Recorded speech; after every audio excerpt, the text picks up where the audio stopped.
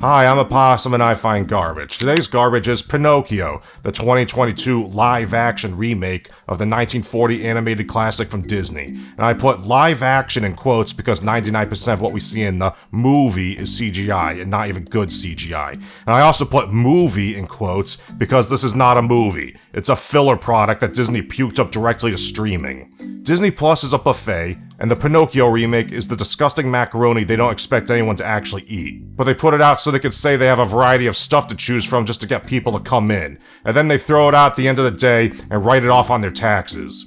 No one involved in the making of this product cared about it. Before I continue, let me just disclose that even if these Disney remakes weren't cynical, nostalgia-baiting cash grabs, I would hate them anyway because the very notion of remaking an animated classic into live action or computer-generated pseudo-live action is just disgusting to me. So I was never going to give Pinocchio a fair chance anyway because it doesn't deserve a fair chance. None of these remakes do. And let me tell you something, I hate this movie.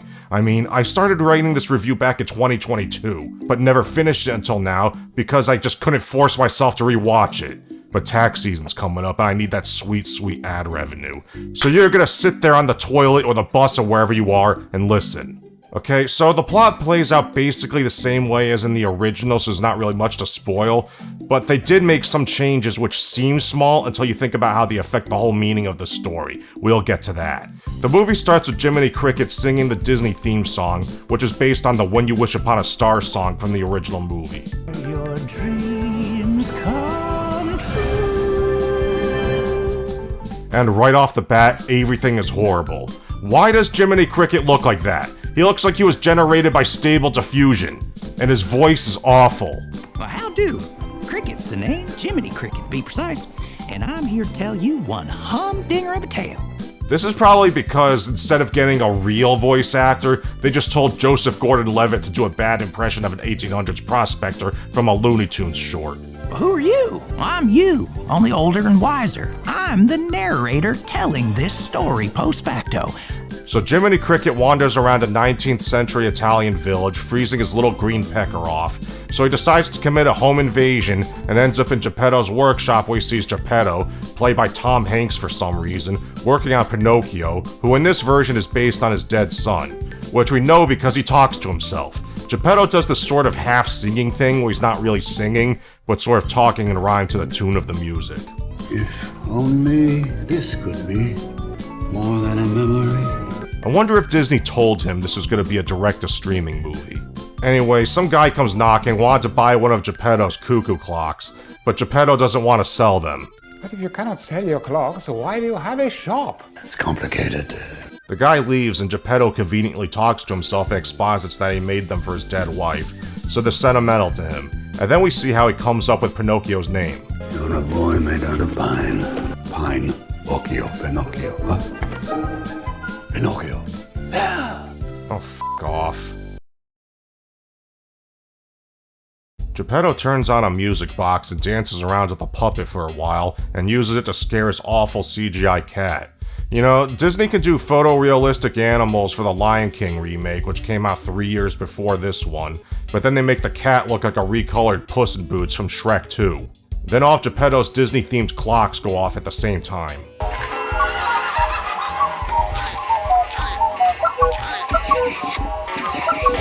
And of course, all the clocks are CGI. This might be a minor point, but the fact that the clocks are CGI bothers me. This movie supposedly cost $150 million to make, so the budget was big enough that they could have actually made real working clocks, you know, if they cared. But this isn't a real movie, and so the budget likely wasn't real either. Disney probably paid $25 million for Tom Hanks to stand in front of a green screen, and then slapped the rest together with the budget of a Geico commercial, and then told the IRS they spent $150 million so they could write it off. You know, there's a scene in the original movie where Jiminy Cricket comments on how everything in Geppetto's workshop is a work of art with a lot of care and craft put into it. But when the time came to make the live-action movie, instead of finally bringing these things to life, they just animated them again, except they did it in a cold, sterile, soulless, computerized way, but then tried to create the illusion of some sort of emotional attachment by making off the clocks references to other pieces of Disney media to tickle the rim of your brain's nostalgia hole. It's kind of poetic in a dystopian sort of way.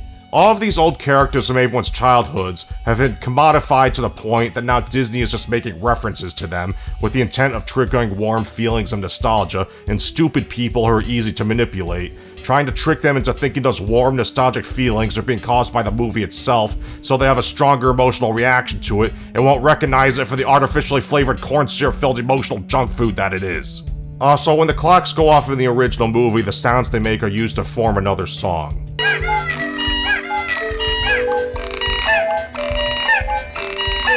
Rather than just a cacophonous assault to the senses.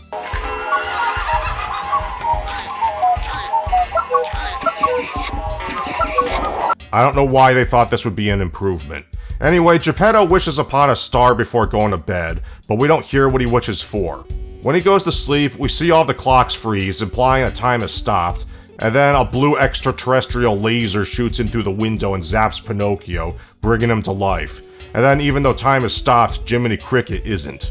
Holy moly, you can walk! Oh no, you can walk. Shut my mouth, you can talk! Shut my mouth, you can talk. After this obnoxious bit, some sparkly shit comes flying in, and that bitch from Wicked manifests. You know, Cynthia Evario is the last person in the world I would have picked to play the Blue Fairy. And no, it's not because she's black, it's because she looks like a war boy from Mad Max Fury Road. Okay, so in the original, Jiminy Cricket is awake when the Blue Fairy shows up because he was the only one who couldn't sleep through all the noise in the shop. And when the clocks stop, that's just a gag because they stop in response to him yelling at them to be quiet. It didn't mean time froze, and we could see it didn't freeze because the Blue Fairy sees Geppetto and the cat snoring.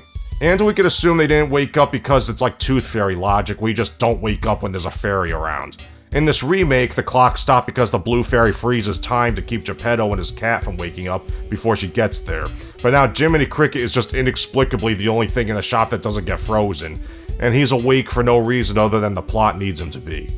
You know, if you're gonna insult the art form of animation by remaking animated classics in pseudo-live action, and thus imply that you think you can improve upon them by not making them traditionally animated anymore, the least you could do is not make the writing worse while you're doing it.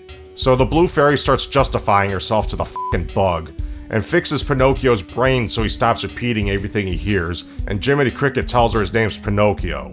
Sounds like your head is made of white pine, hence Pinocchio, the perfect name for a boy with a wooden head. I'm a boy? Well, a wooden boy. Oh, we're assigning genders now? That's not very progressive for a company that panders to LGBT causes while removing representation from overseas releases. The fairy tells Pinocchio he isn't a real boy, and will have to prove that he deserves the prestigious distinction of being considered a person. You have to prove that you are brave, truthful, and unselfish. To do this, he needs a conscience, so the fairy shames Jiminy Cricket into being Pinocchio's morality instructor or whatever. I see a lost soul, an aimless vagabond with no direction, no job, no prospects, and no purpose in life. So Jiminy Cricket accepts the job because he has nothing better to do, and the fairy gives him better clothes, because no one would listen to a bug if he's dressed like a bum, right? The fairy sings a song, then fucks off.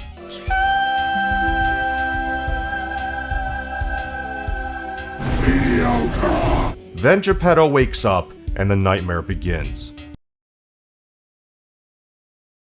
Pinocchio scares the old man, causing him to throw the cat, and sets off all the clocks again.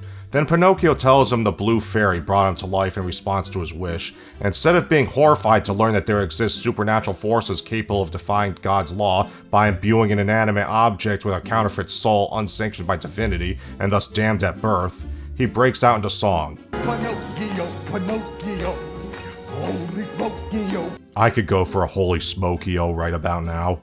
Jiminy Cricket starts narrating what we can see as we segue into a montage of their home life over an unspecified stretch of time. Then Geppetto tells Pinocchio it's time for him to go to school.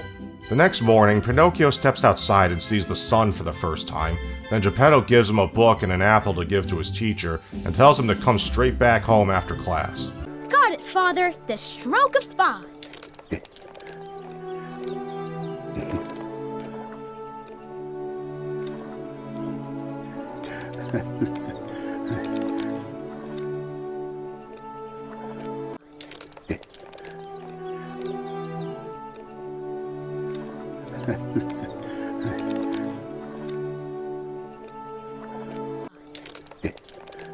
Then Geppetto talks to a f***ing seagull and feeds it garbage. He goes inside and talks to himself, making Jiminy Cricket realize he overslept and now has to catch up to Pinocchio. He runs outside and gets jump scared by the f***ing seagull, who tells him she doesn't eat bugs. So Jiminy Cricket gets the f***ing seagull to fly him to Pinocchio. Isn't that convenient? Then we cut to this monstrosity. This is Honest John and Gideon. They gave Honest John a realistic head so he looks like the fox from Antichrist had its head stitched onto Pennywise the Clown. He looks absolutely horrifying, particularly when he does these exaggerated cartoon movements which, when paired with a realistic head and human hands, give him this creepy uncanny valley effect, and I cannot imagine that this was intentional. His whole design is like a masterclass in failing artistic cohesion. Anyway, they see the kids walking to school and notice Pinocchio, who's just skipping through town while everyone else ignores him. I guess nothing phases you when you live in a country with an economy based entirely on pizza and racketeering. But Honest John must not be from around here because he's almost as captivated by Pinocchio as Pinocchio is by this pile of shit. And he gets the idea to sell him to a guy named Stromboli, who runs a traveling puppet show. Honest John and Gideon catch up to Pinocchio and try to convince him to forget about going to school and instead go with them to become a famous performer. Since Pinocchio was born yesterday and doesn't know anything except how to talk somehow, he falls for it. Hi, diddly-dee! An actor's life for me! Jiminy Cricket sees Pinocchio and gets the f***ing seagull to drop him onto Honest John's hat, and Gideon responds by collapsing Honest John's brain into the inside of his neck, and then doing the same to himself.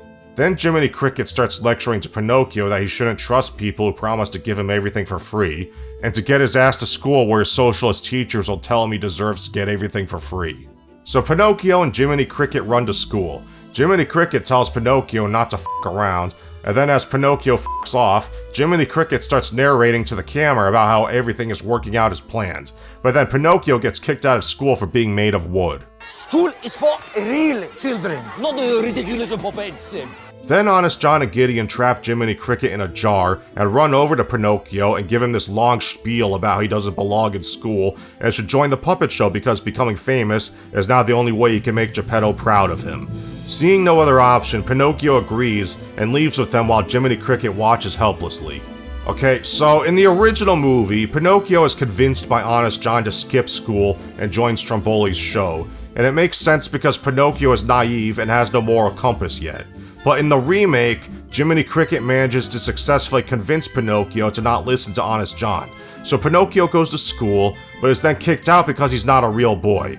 Now, having been shown that doing the right thing doesn't work out for him, he agrees to go with Honest John. So now, instead of Pinocchio being naive and lacking moral guidance, which is the entire point of his character, it's now framed like he had no choice but to take Honest John's offer and join Stromboli's show because the option to go to school was taken away from him. Since Stromboli's show is the only path forward that he could see due to circumstances outside of his control, it's no longer a moral failing on Pinocchio's part. Now he's just a desperate victim of discrimination doing the only thing he can. How could they miss the entire point of the story this badly? Don't worry, it gets worse. Later that night, Geppetto realizes Pinocchio hasn't come home, so he grabs his f***ing fishbowl and runs outside to look for him. Meanwhile, an audience has gathered for the puppet show, and this fat asshole Stromboli hypes them up while Pinocchio talks to this unnecessary character backstage who shows them another puppet, and then the camera reveals she has a f***y leg. Stromboli starts the show, and Pinocchio starts dancing and singing his I've Got No Strings song. He falls down the stairs, everyone laughs, Stromboli yells at him, and the other puppet helps. Then he starts singing and dancing again. That other puppet joins in, controlled by the girl with the f***y leg. Nothing happens. More nothing happens. And then the music machine starts malfunctioning and playing faster and faster, causing Pinocchio to dance so fast that his feet catch on fire. But everyone just thinks it's part of the show and they throw coins at the stage. Later, Pinocchio just kinda sits around in the wagon because the director couldn't think of anything for him to be doing, when he hears f***y leg girl singing and goes to investigate. He sees the girl dancing, and then the girl puppet comes down, and Pinocchio doesn't seem to realize she's controlling it.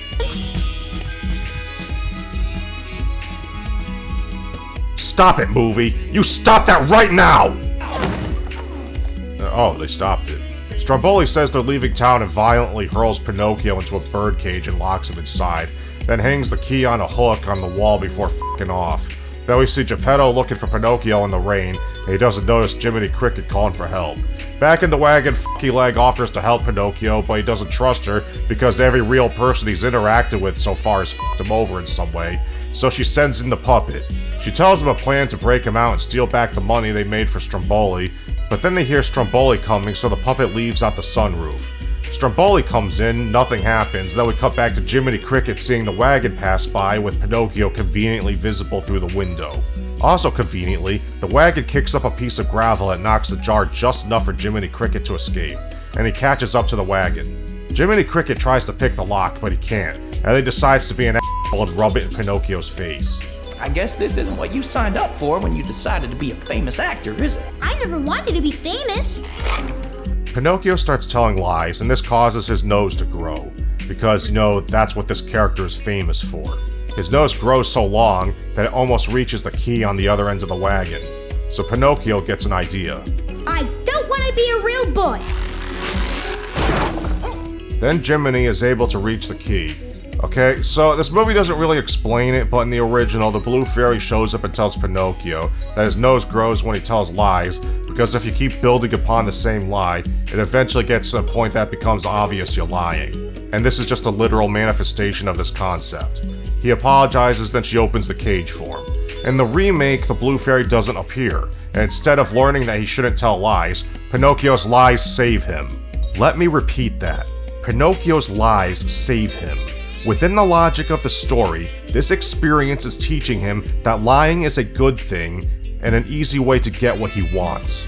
You have to prove that you are brave, truthful, and unselfish. So they escape the wagon without Fucky Leg's help and run down the street, and just as Jiminy Cricket starts to lecture Pinocchio about peer pressure for some reason, they get snatched up by a carriage carrying a bunch of rowdy kids, and they ride out of town. Pinocchio sits between the driver and this kid named Lampwick, and they tell him about a place called Pleasure Island, which is a place for unscrupulous children to do naughty things, not to be confused with... You know what, I'm not even gonna go there. It's the greatest joy joint in the world! No cops, no parents, no rules! The live actors in this scene aren't even looking at Pinocchio when they talk to him.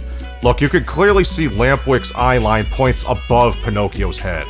They probably had the actors looking at a tennis ball and a stick or something, and nobody told the special effects guys on set that day how short Pinocchio's supposed to be, or maybe they thought he was supposed to be standing, who knows.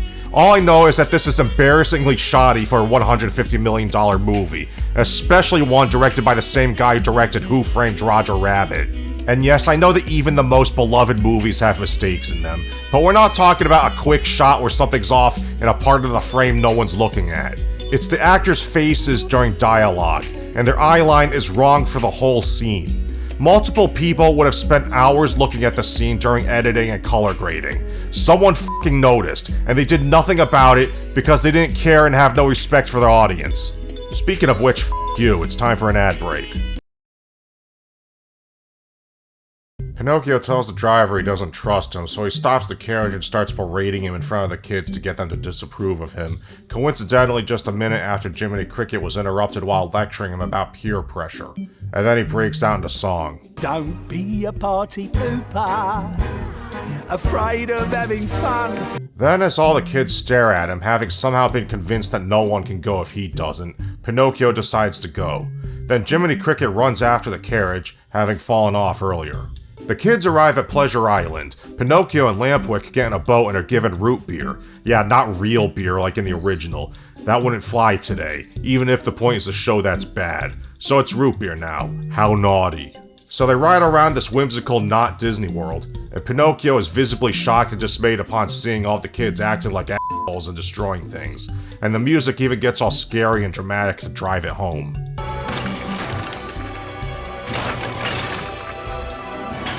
Pinocchio then just comes out and says he doesn't think he should be there. Something tells me my father might not be too happy if he knew I was here. Talking all this nonsense. In the original, it's made very apparent that Pinocchio wants to be on Pleasure Island and enjoys participating in the bad behavior. Yeah, being bad's a lot of fun, ain't it? This is because, again, he has no sense of morality. That's the entire fucking point of the story. He has to learn to act like a civilized human before he can become one, and he hasn't done that yet. But in the remake, he evidently already thinks all of this is wrong, which completely misses the point. Again. Geppetto looks for Pinocchio on the beach, and the fucking seagull brings him a flyer for Pleasure Island, and he realizes where he went. A catastrophe! Lampwick and Pinocchio screw around by the pool table, and Pinocchio wonders where all the other kids disappeared to. Then we see Jiminy Cricket outside immediately getting the answer to that question when he sees smoky shadow monsters catching a donkey and throwing it into a trapdoor.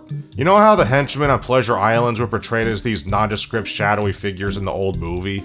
Well, this movie interprets them as literal smoke monsters because the people who made it don't understand artistic license and stylistic visual shortcuts for evil. What the cuss is that all about? Pinocchio takes his turn playing pool, and Lampwick asks him why he didn't want to smash up the clocks. I don't want to be a jerk.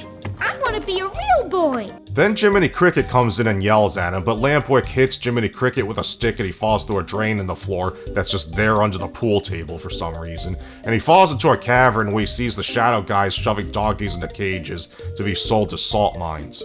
One of the donkeys drops a firework for some reason, then we cut back to Pinocchio arguing with Lampwick, when Lampwick suddenly sprouts donkey ears and a tail. Realizing something's wrong, Lampwick looks in a mirror and sees he's turning into a donkey and panics. Pinocchio stares in horror as Lampwick starts kicking, when he suddenly grows donkey ears and a tail of his own. Just then, Jiminy Cricket comes rocketing up through the drain using the convenient firework he found. The driver guy and shadow guys come in, and Pinocchio and Jiminy Cricket escape through a window, then jump off a cliff before they get caught, and then they start swimming home. We abruptly cut to Pinocchio banging on the door to Geppetto's shop, but they realize he's not home and all of his clocks are gone. The fucking seagull tells them he somehow managed to sell all of his clocks in a day, and use the money to buy a boat to sail to Pleasure Islands and look for Pinocchio. Knowing how much Geppetto valued those clocks, Pinocchio starts to feel bad, then decides they have to go find him. So they rush down to the beach, but he's already left. Just then, Stromboli's wagon comes rolling up, so Pinocchio hides under the dock, then Jiminy Cricket sees the fucking seagull and decides to paddle out to her to ask her if she knows which way Geppetto went, since they didn't think to ask her that earlier because the plot needed Jiminy Cricket to not be here for this scene. Pinocchio hears the sound of ominous footsteps, but it's just Fucky Leg's puppet. It turns out Stromboli got arrested and Fucky Leg took over the show, and she offers Pinocchio the starring role. But Pinocchio turns her down because he needs to find Geppetto, and this causes his donkey ears and tail to disappear. Fucky Leg and her Fucky puppet fuck off, and that's the last we see of this character, having contributed nothing of value to the story. I told you she was unnecessary. Then Jiminy Cricket says the fucking seagull saw Geppetto heading south, and that she can carry them to search for him, but the fucking seagull interjects, saying that she can carry Jiminy Cricket but not Pinocchio because he's too big. So Pinocchio comes up with the idea to have the fucking seagull pull him like a surfing kite across the water, because that somehow makes more sense. These bastards spot what appears to be a small boat off in the distance. Jiminy Cricket just happens to have a tiny spyglass with him, which was given to him by the writers, and confirms it's Geppetto. Geppetto hears Pinocchio calling to him and turns the boat around. Then Pinocchio starts recapping the entire movie up until now. But then I got kidnapped and was locked in a birdcage, so I had to tell a bunch of fibs to Jiminy so my nose would grouse. Just then, Geppetto and Pinocchio get swallowed by Monstro, who's portrayed as a tentacled whale monster in this movie. Jiminy Cricket manages to escape on the f***ing seagull, so he uses his umbrella to float down and finds that Monstro has instantly fallen asleep after eating, and he thinks it would be a good idea to wake him up. Wake up! My friend's in there! Open up, you big blubber mouth! Inside Monstro's gut, Pinocchio sees Geppetto thanks to the inexplicable light that's illuminating the inside of a whale monster. Pinocchio, you got swallowed too! Yay, now we both get to die! Pinocchio swims over to Geppetto, and our emotional reunion is ruined by a dumb gag where Geppetto accidentally hits him in the head with a piece of wood. Anyway, Pinocchio is unfortunately unharmed, so he comes up with a plan to light a fire to make smoke, causing Monstro to open his mouth. Jiminy Cricket gets sucked in, and Pinocchio and Geppetto try to paddle out on the water Monstro is swallowing. They find Jiminy Cricket, then Monstro sneezes them out. They slam into the water, breaking the boat in half, but the one half somehow manages to stay afloat, so when Monstro starts chasing them, Pinocchio can kick his legs really fast to propel them to a convenient cave. Because he could just do that, I guess. A chase ensues and they manage to escape to the cave. After crashing, Pinocchio finds Geppetto laying unconscious on the sand, so he starts singing that Wish Upon a Star song. When you wish upon a star. Pinocchio's magic tear falls onto Geppetto's face and sparkles, then Geppetto wakes up. Yes, they actually did the magic tears bring someone back to life trope. You know how the original movie has Geppetto wake up first and find Pinocchio, and he appears to be dead, so he takes him home and cries over his corpse, but then the Blue Fairy turns him into a real boy as a reward for his selfless act of sacrifice, and now he gets to get old and rot like the rest of us? Well, that doesn't happen in the remake. Instead, Geppetto tells him he's perfect the way he is. There isn't a single thing I would change about you. Then the movie ends with Pinocchio not becoming a real boy. He just remains a monstrous wooden golem who will never fit into society. Jiminy Cricket narrates that tales were told of him over the following years, and some say he did turn into a real boy at some point eventually, but he doesn't confirm this. So as far as this particular story is concerned, it just ends with him still being a puppet.